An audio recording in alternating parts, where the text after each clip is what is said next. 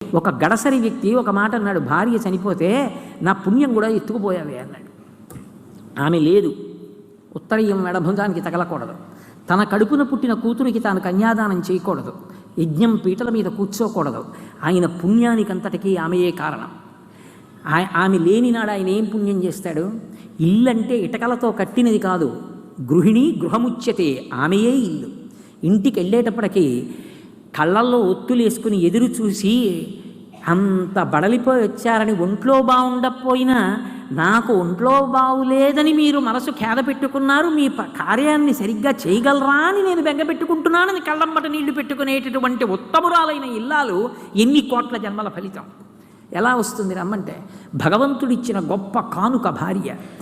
అటువంటి భార్య ఇంటి గౌరవాన్నంతటినీ నిలబెడుతోంది. ఆమెయే పురుషుడి మనశ్శాంతికి కారకురాలు. ఆయన మనశ్శాంతికి ఆమె కారణం.